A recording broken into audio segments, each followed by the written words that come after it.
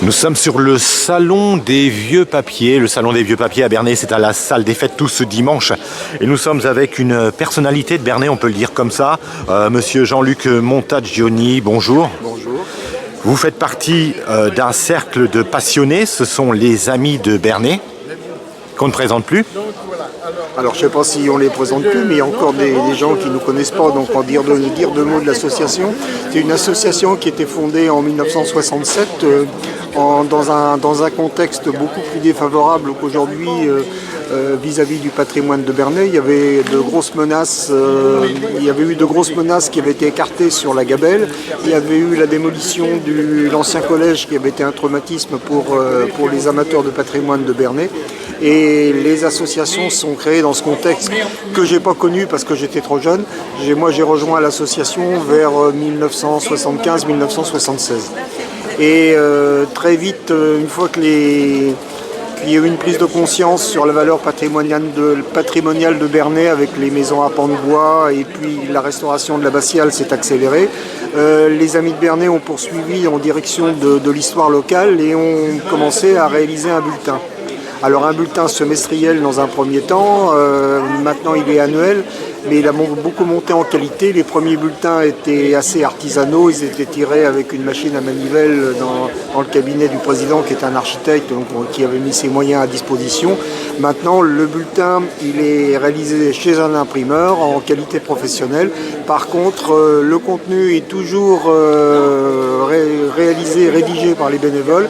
Et même la mise en page est réalisée par les bénévoles, ce qui est un gros travail parce que la mise en page elle a une qualité professionnelle. On est très exigeant autant avec le contenu qu'avec la présentation et l'imprimeur n'intervient qu'au moment de mettre de l'encre sur le papier. Alors c'est pour ça que le bulletin est devenu annuel, parce qu'il y a une somme énorme de travail en amont de la parution d'un bulletin. Monsieur Montagioni, avec un peu de recul, vous avez le sentiment d'avoir pesé sur certaines décisions municipales ? Alors sur le long terme, oui. En direct, on va dire, on représente quand même une force vis-à-vis du patrimoine qui exerce une forme de vigilance et puis qui sait signaler en temps utile quand il y a une menace, quand il y a un souci.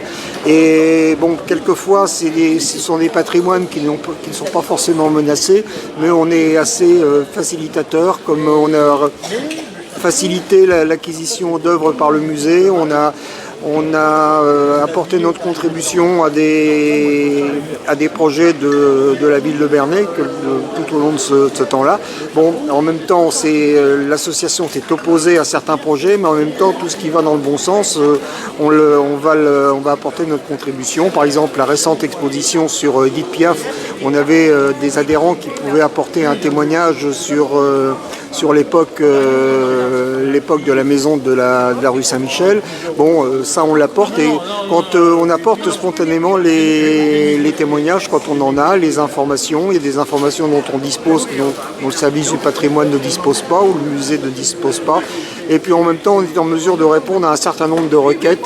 Et avec notre réseau, c'est bien rare, c'est arrivé qu'une fois, qu'on ne trouve pas l'information. On nous sollicite pour une information et on ne la trouve pas. Mais autrement, généralement, on sait qui peut avoir l'information et c'est généralement couronné de succès. Vous êtes et vous restez vigilant sur les décisions qui peuvent se prendre au niveau des projets municipaux ? Ah ben bien sûr, là, par exemple, le sort de la Gabelle nous préoccupe beaucoup. En même temps, on se rend compte que c'est une affaire qui va être extrêmement coûteuse et très difficile à réaliser dans le contexte actuel. Et puis autrement, on est vigilant aussi sur les trois églises. On peut dire, on va compter l'abbatiale et même toute l'abbaye. Et là, c'est un gros problème. Bon, c'est bien engagé sur Notre-Dame de la Couture. Les donateurs ont répondu présent, mais les 20 000 € qui ont finalement dépassé les espérances sont arrivés à 27 000. Ça va être quand même une faible proportion par rapport au volume de travaux engagés. Et c'est une affaire qui va s'étaler sur des années et des années si on veut remettre la couture en bon état. Et bon, après, il y aura affaire sur l'église Sainte-Croix. L'abbatiale aura aussi besoin d'entretien. L'abbaye en général aura besoin d'entretien. Et avec la Gabelle qui arrive par-dessus tout ça, c'est un gros problème. On a l'impression que la tâche, elle est immense et que ça ne s'arrête jamais en fait. Alors, Bernay a un patrimoine riche, puisqu'elle a eu la chance d'être épargnée par les bombardements de la Seconde Guerre mondiale. Alors riche au sens de valeurs artistiques, on va dire, de valeurs historiques, de valeurs patrimoniales, là c'est un pléonasme, mais en même temps extrêmement coûteux en entretien. Et on est conscient aussi que la ville de Bernay est une commune qui n'a pas de ressources plus élevées qu'une commune de sa catégorie sur le plan général du territoire. Donc c'est un véritable problème d'arriver, on est conscient que c'est un problème de maintenir en état tout ce patrimoine. Vous avez contribué à maintenir justement en état une partie du patrimoine. En revanche, il y a eu aussi peut-être des sentiments d'échec, notamment concernant la belle halle Sainte-Croix. Alors la belle halle Sainte-Croix, il faut quand même proportionner. La belle halle Sainte-Croix, c'est un hangar agricole. Bon, j'ai rien contre les hangars agricoles. On a dit beaucoup de bêtises sur la halle Sainte-Croix, que c'était un pavillon Baltard, c'est pas du tout ça. La halle n'avait pas... Elle avait une valeur affective, mais de dire qu'elle avait une valeur patrimoniale, c'est un petit peu exagéré. Et puis ces derniers temps, comme on disait à l'époque, c'était la couche de mousse qui était sur les tôles qui la couvraient, qui tenaient le bâtiment. Bon, peut-être qu'elle pouvait être restaurée et mise en valeur, peut-être, mais on n'avait pas trop pris conscience, elle avait davantage une valeur affective qu'une valeur patrimoniale. Les CPA, les fameuses cartes postales anciennes, nous rappellent le riche passé de notre ville. C'est un complément d'information très utile aussi, ça, pour vous? Oui, c'est très utile. Alors, quelquefois, ça peut être vraiment dans le coin. Par exemple, récemment, j'ai pu témoigner concernant un certain balcon qu'on aperçoit de coin. Mais en même temps, ça permet de confirmer que c'est bien le balcon dont il s'agit. C'est un balcon qui est maintenant sur le château du Chamblac. Et il a été sur un bâtiment, sur une maison justement très proche de cette halle dont on parlait. Et puis il paraît que cette maison avait eu des menaces de démolition, alors je ne sais pas à quel moment, et le balcon a été vendu préalablement à la démolition qui n'a pas eu lieu, et le balcon est aujourd'hui sur le château de Bonneville, l'ancien château de Jean de la Varenne. Bon, et ça pour en avoir la confirmation, j'avais eu des témoignages là-dessus, et quelquefois moi j'ai recueilli des témoignages depuis mon enfance, depuis mon adolescence. Quelquefois, je ne suis pas en mesure de les recouper facilement, alors j'ai un doute à les livrer. Et là, quand je peux me les faire confirmer, je me les fais confirmer. Et là, j'ai trouvé Jacques Guénet, pour ne pas le nommer, qui est en mesure de le confirmer. Donc j'ai pu communiquer l'information à M. Charles-Édouard de Broglie sur ce balcon, parce qu'il ignorait d'où venait ce balcon. Il avait entendu parler un bout de l'histoire, moi un autre bout. On a pu mettre les deux portions de l'histoire bout à bout. Quel cheminement on a l'impression depuis les débuts de l'association Les Amis de Bernay.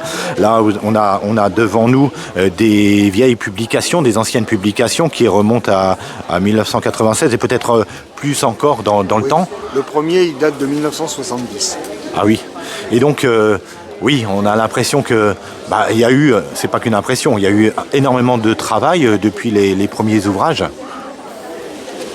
Alors, les premiers ouvrages, ils étaient artisanaux. On faisait confiance aux auteurs.